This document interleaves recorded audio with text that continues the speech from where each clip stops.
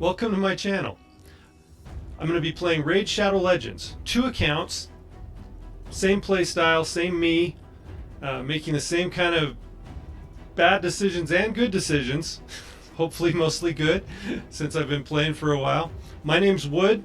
I'm going to take you on this journey with me. I'm going to be comparing 2 accounts that I start on the exact same day, at the exact same time, same kind of benefits, and I'm going to really try and keep things consistent between the 2 accounts, with one major difference. I'm going to be playing one account on a budget. I think it's going to be a fun ride. Hope you'll stick with me on it.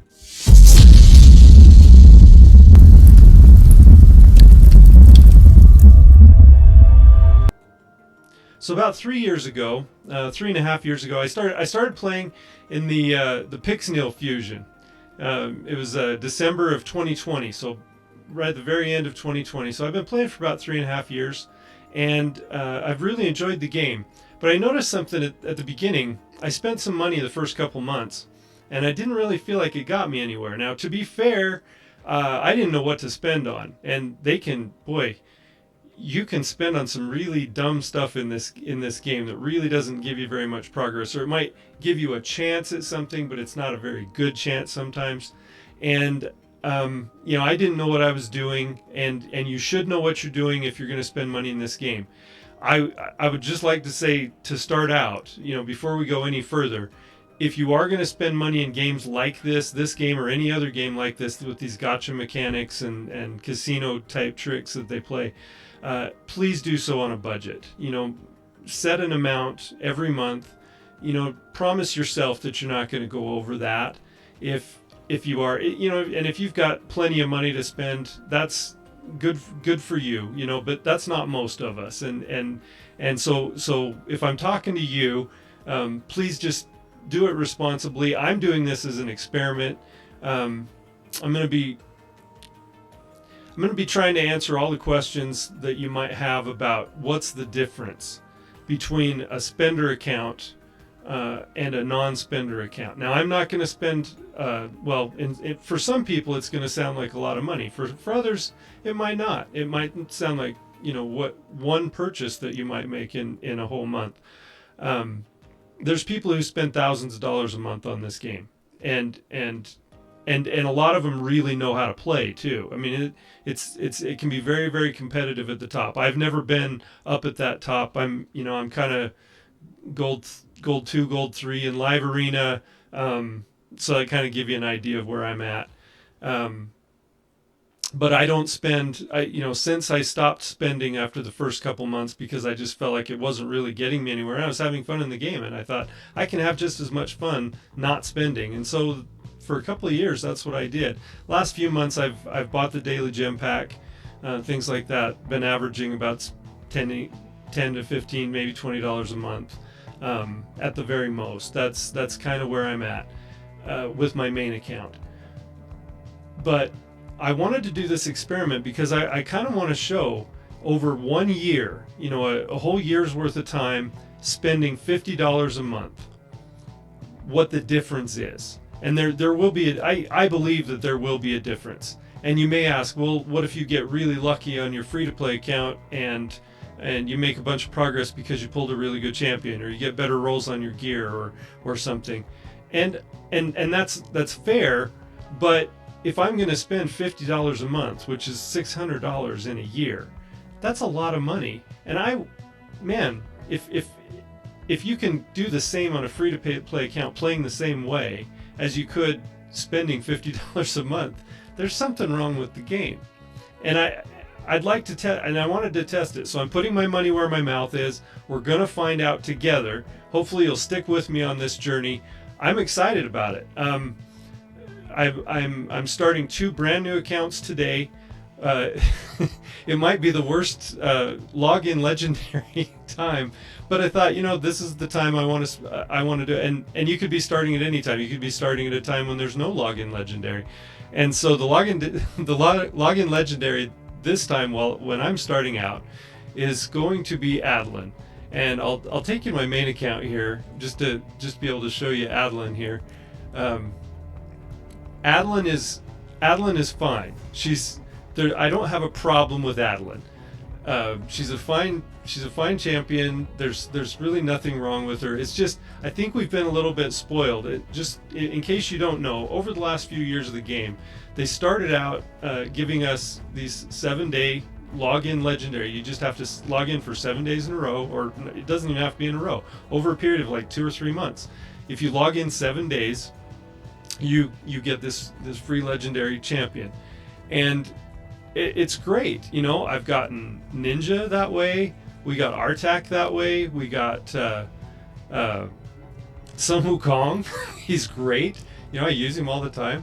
This one I probably won't use. Just probably won't use her that much. She's fine. On these two new legendary, or to these two new one free to play, one budget account. On these two accounts, I'll probably use her.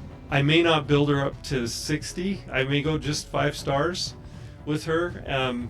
It's going to be, legendary books don't come very often in this game, even if you are spending money. It can be kind of tough. So I'll probably start out using her, but I'm probably not going to build her. I'm not going to focus on her, definitely. And in my main account, no, I'm not going to be building her.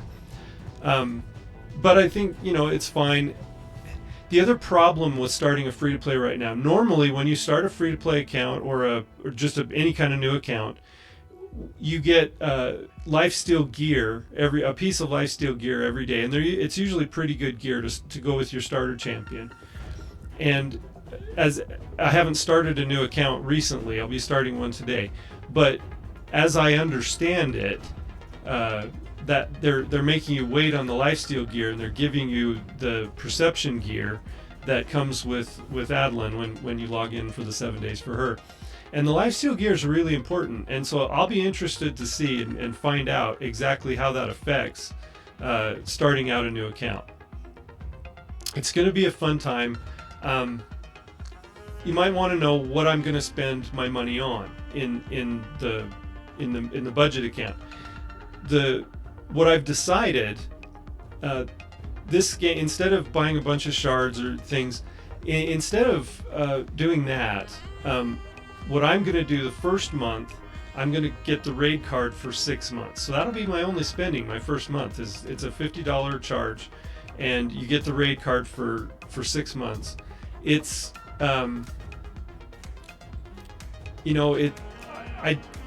I don't know. I've always wondered how much progress that would give me. So I'll show you here on where is the card?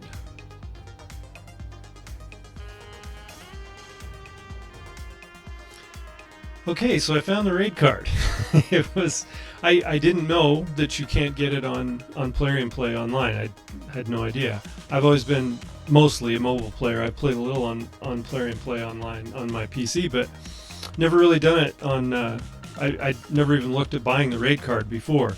I just thought so the reason I made that decision is because the first month you get quite a few gems, and so I thought, well, I probably won't really need the daily gem pack the first month, and that's the best value in the game. It's a $10 a month thing, and for the amount of energy you can buy with those gems, it's by far the best value. Even the best energy packs are probably twice as expensive for the amount of energy that you get with the gems that you can get with the raid card. And you buy other things with gems too, but a lot of times you buy energy instead of getting anything else. So I decided, since the first month you get quite a few gems as you're starting out for free, I thought, as you can see here, I bought the raid card.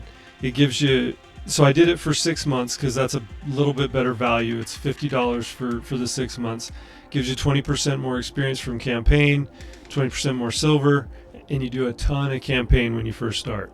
And so I just thought it'd probably be the right thing. I'm going to want to activate an XP banner, pretty much the whole time. Also, I got through the first part of the tutorial.